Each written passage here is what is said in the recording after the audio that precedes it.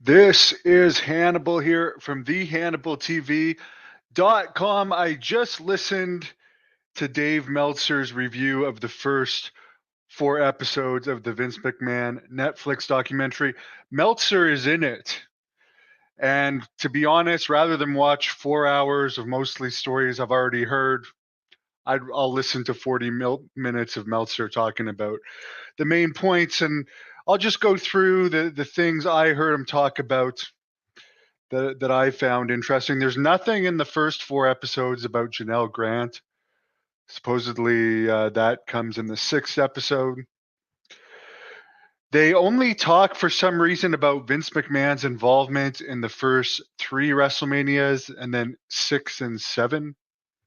For some reason, they don't talk about the 4 and 5 Donald Trump WrestleManias.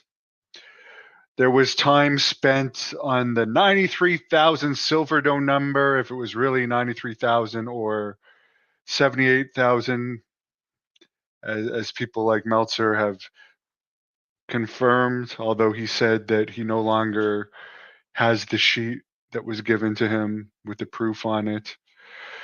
They talked about the steroid situation, which honestly, they really gave wrestling a hard time, but I don't know if the NHL tests now, but around 2001, I knew an NHL guy that was on steroids, and he told me they don't test. So it's funny that they were really giving wrestling hell for steroids for a while there and trying to indict Vince McMahon.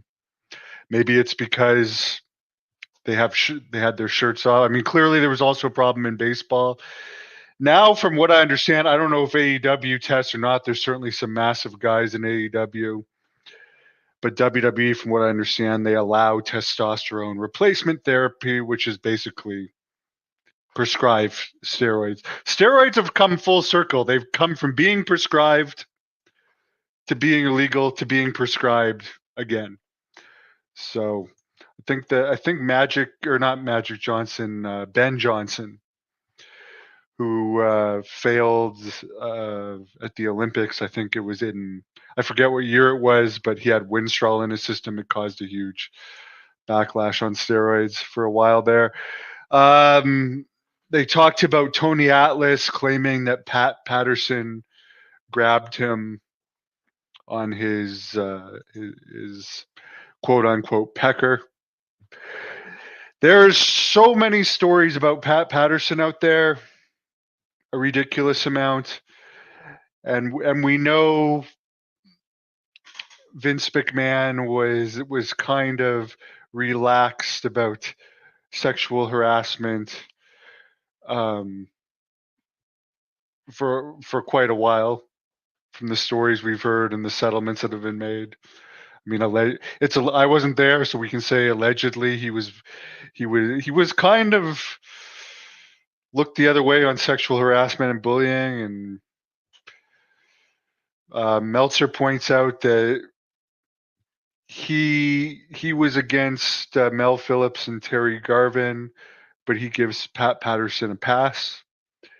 The evidence is not enough for Meltzer.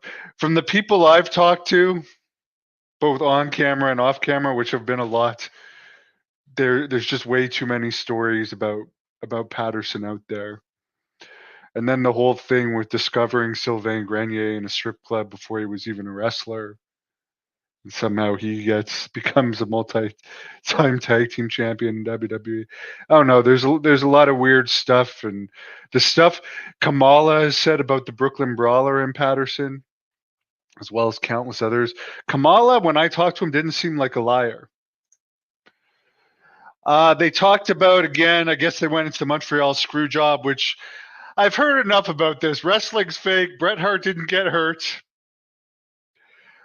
He went on to make a lot of money in WCW, got a Lloyd's of London settlement in WCW, then went back to WWE, was used by WWE this month, held the U.S. Championship. I think he was featured on SmackDown regularly for a while. Main evented a WrestleMania against Vince in one of the main events. I don't consider that screwed. That's my personal opinion, and I'm sick of hearing, like, there's worse things in the world happening than a fake wrestling match finish being changed. There's people starving. There's people, like, for instance, I worked a security job once and I almost died from a gang related attack, and then I couldn't go back to work due to the dangers of going back there. And I mean, I didn't go on to make $1 million somewhere. I had to find another job and deal with a lot of issues. So I just feel bad. Like, Bret Hart wasn't hurt in that finish. In fact, he punched Vince McMahon. He made a lot of money in WWE. He had the one thing Meltzer brings up in this is that Bret was wired when he was talking to Vince McMahon on the Wrestling with Shadows documentary. One of the things that always makes me wonder about the whole Montreal Screwjob thing is, isn't it illegal to tape somebody illegally and then air it? I don't know. I don't want to get into it. I didn't want. I'm sick of the Montreal Screwjob crap. They also apparently talked about Wendy Richter getting screwed by Moolah. There's more of a case of a screw job. Wendy Richter was got her biggest push ever in WWE. She got screwed by Moolah. Didn't get hurt. As Meltzer pointed out, the finish didn't even look that good, but it was given a pass. But that was pretty much the end of her career making money. And nobody ever talks about her getting screwed, I guess, because she wasn't on the level of Bret. But she was very popular back then. But I don't consider Bret got screwed. Honestly, it's just my opinion. Meltzer points out it was in his contract. He had creative control. I'm over the whole Montreal Screwjob thing. There's bigger issues in this world than something that happened almost 30 years ago now. Apparently, Ted Turner loved the Billionaire Ted skits that came out in this. One of the funny things I remember about those Billionaire Ted skits, I remember, if anyone remembers, around that time, they wanted to get people to write in and stop the merger of AOL and Time Warner. That would play sometimes after the Billionaire Ted skits on WWE TV. And ultimately, it was the AOL Time Warner merger that played a huge role in killing WCW. So I think that's ironic, but funny that Billionaire Ted himself liked those skits. Apparently, the second episode is the best episode. They grazed over unionization. I'm surprised they would even bring up unionization, given that WWE is now in bed with Netflix for the next at least 5 years. The other thing I would bring up, even more than union, well, it's part of the unionization thing, is WWE wrestlers not being in the actors union, since they don't call, I don't know, maybe they call them wrestlers again now that Triple H is in charge, but they say it's the longest running scripted TV show all the time. They consider their wrestlers performers and stuff. I do think that they should be allowed in SAG, to be honest. And that's a problem that's still around to this day. It's not just a Vince McMahon problem. So those were the main discussion points of the first 4 episodes that stood out to me. As Meltzer said in his review of those 4, there wasn't really anything new. Oh, one other thing, as far as the Rita Chatterton thing, apparently Vince McMahon was interviewed for this. Rita Chatterton is the referee, the female referee that alleged rape on Vince McMahon. The issue didn't really go anywhere in the early 90s when all of that was coming out. But recently, there was a statute of limitations thing withdrawn on rape, and there was some type of settlement between McMahon and Rita Chatterton. And by the way, there is an interview with Rita Chatterton here on the Hannibal TV, but I don't think you can look it up.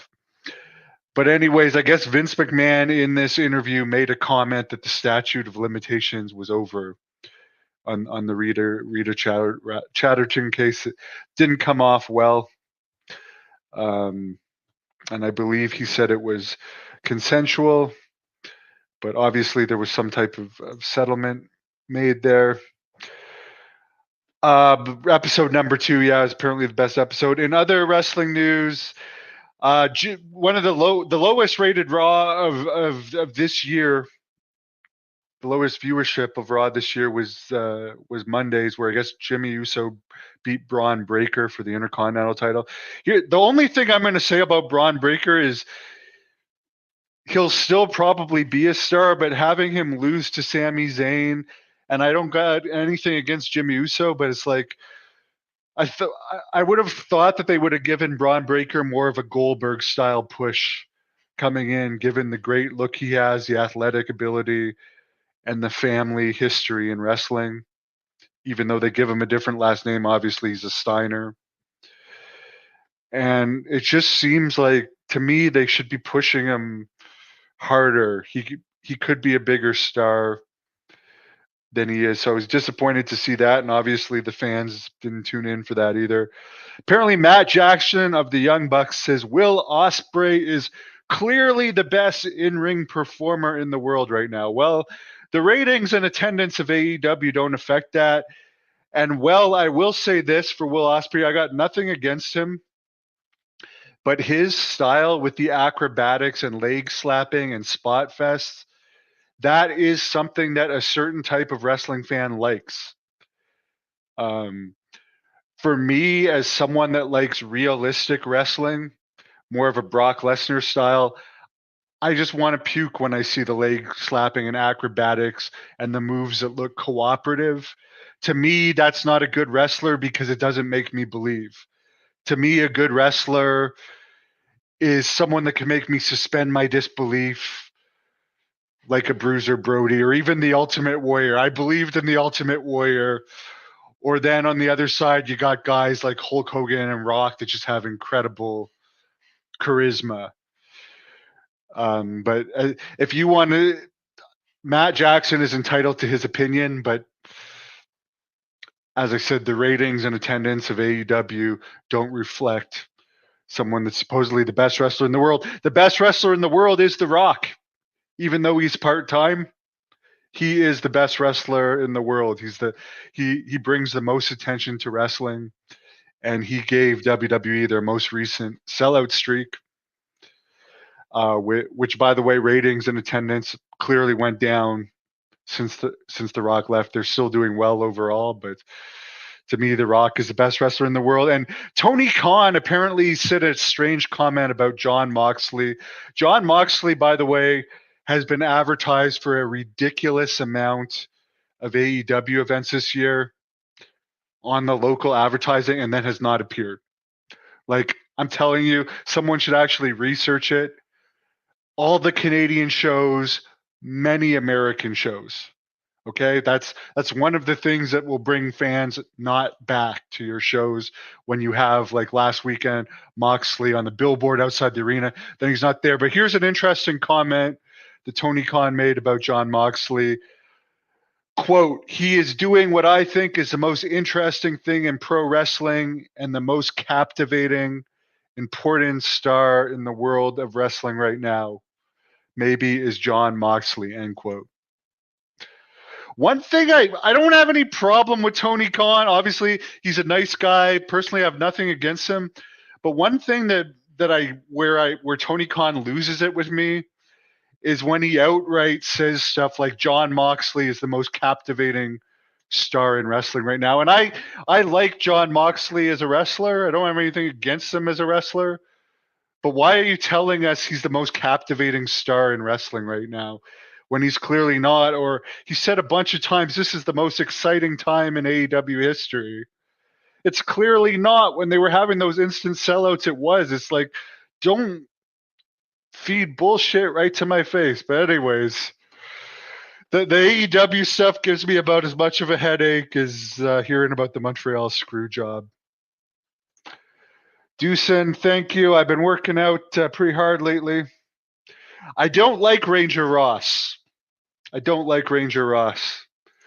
Gerald Briscoe, there is a shoot interview with him on this channel. And yeah, I should do one myself. I am doing Ken Patera tomorrow at noon, Warlord next Monday, and the Sandman hopefully sometime later this week. There's some that I have in the works. Hello, Gabriella Valentine. Cool name. Anyways, have a great afternoon. And let me know what you think of the Vince McMahon documentary in the comments. Whenever Meltzer does the review of the last two episodes, I'll post it because, as I said, I don't feel like sitting there and watching this Vince McMahon stuff. I'm not that interested in it.